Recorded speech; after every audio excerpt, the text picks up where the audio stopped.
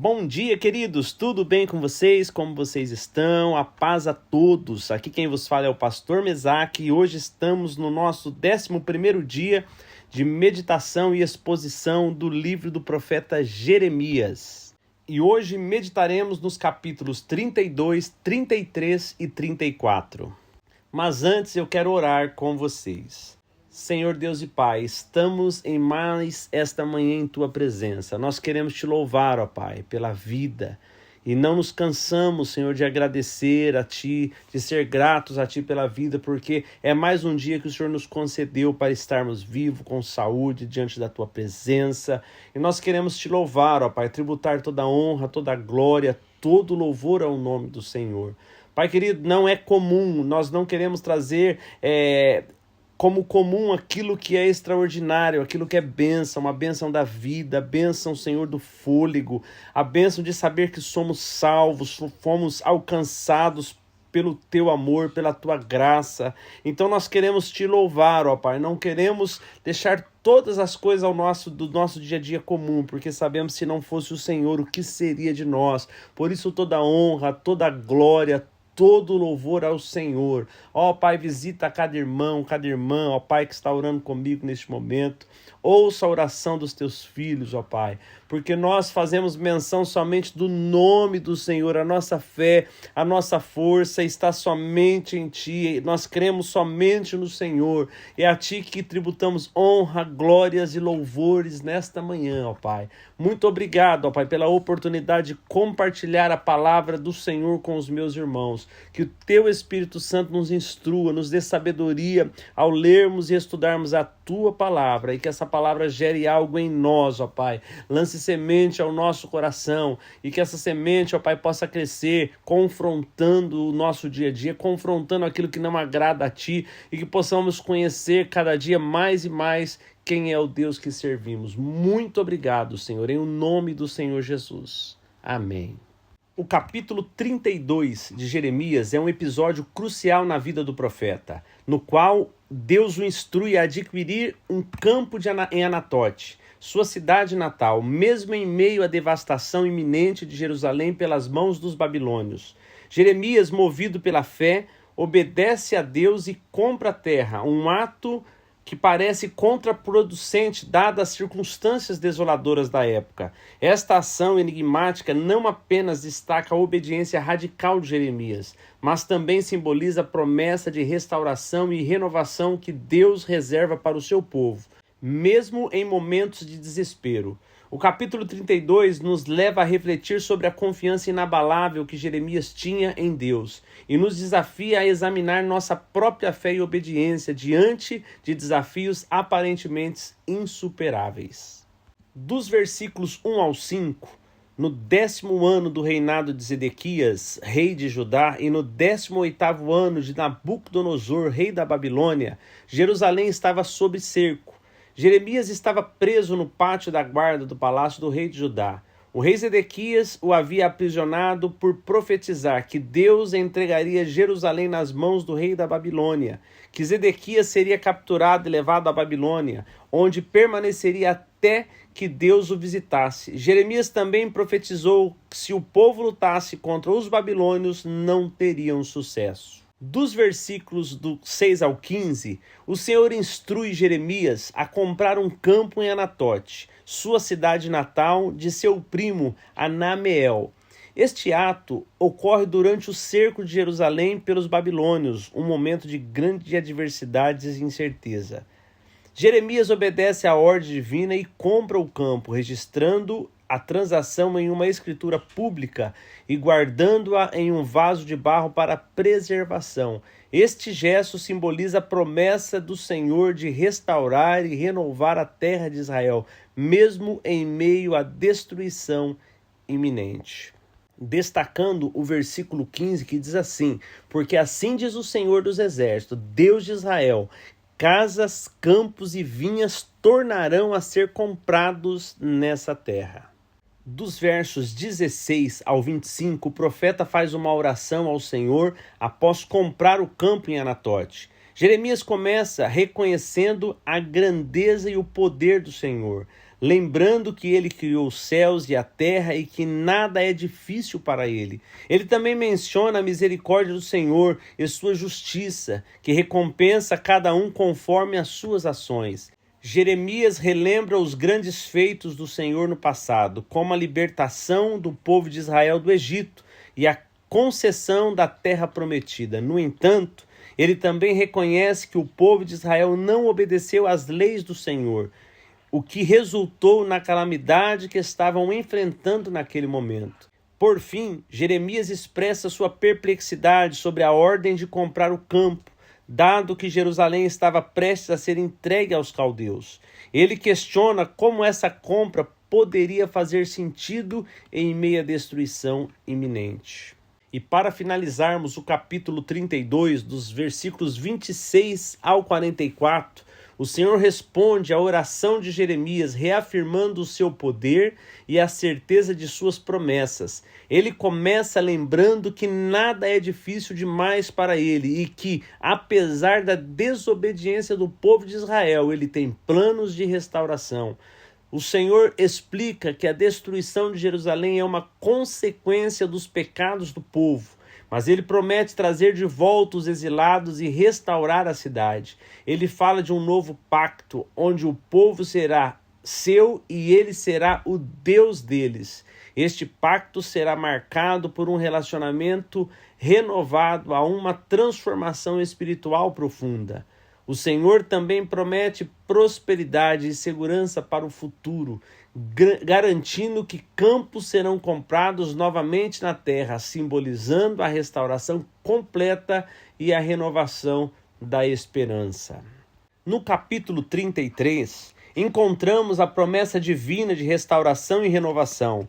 O Senhor fala diretamente a Jeremias, revelando planos grandiosos para o futuro de Israel.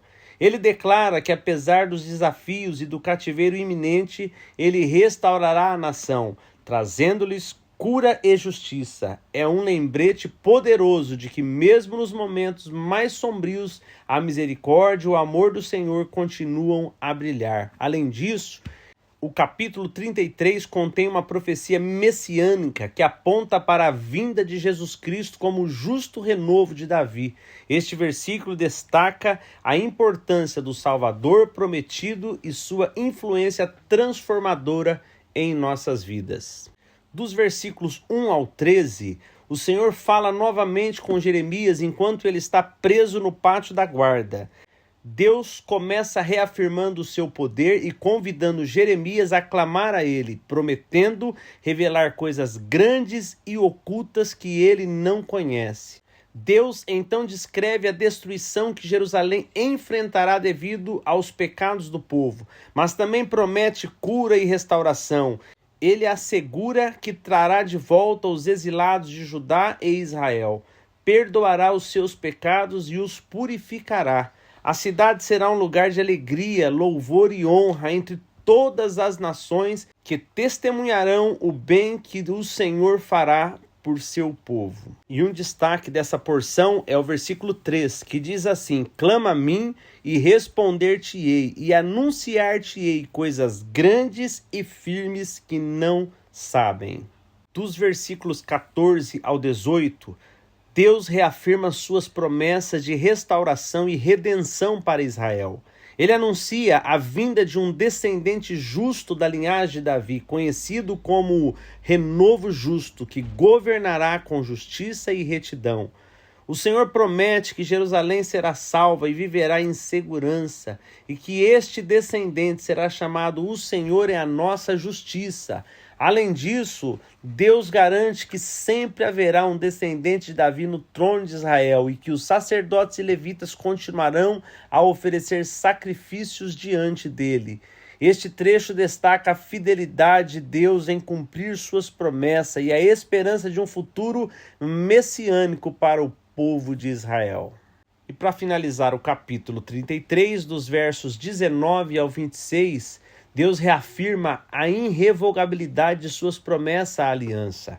Ele compara a sua aliança com Davi e os levitas à ordem estabelecida da criação, como o ciclo do dia e da noite, que não pode ser quebrado. Deus promete que a descendência de Davi sempre terá um herdeiro no trono de Israel e que os sacerdotes levitas sempre terão alguém para ministrar diante dele. Ele também assegura que a descendência de Jacó e Davi nunca será rejeitada e que ele trará de volta os exilados e terá misericórdia deles.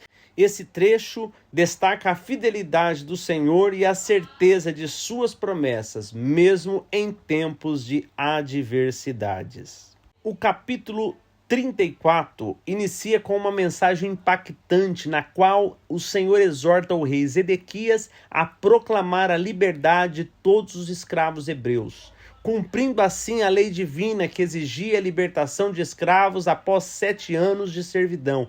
No entanto, a resposta de Zedequias a esta ordenança revela a natureza volúvel do poder humano e a relutância em obedecer os mandamentos do Senhor. O desenrolar da narrativa nos leva a confrontar questões profundas sobre o compromisso e a responsabilidade diante das promessas feitas ao Senhor. Jeremias, como o mensageiro da verdade, denuncia as ações hipócritas do povo e adverte sobre as consequências da desobediência às leis divinas. Dos versículos 1 ao 7, Deus envia uma mensagem ao rei Zedequias de Judá, através do profeta Jeremias. Deus informa que Jerusalém será entregue ao rei da Babilônia, Nabucodonosor, que a tomará e queimará. Zedequias não escapará, mas será capturado e levado à Babilônia, onde encontrará Nabucodonosor face a face.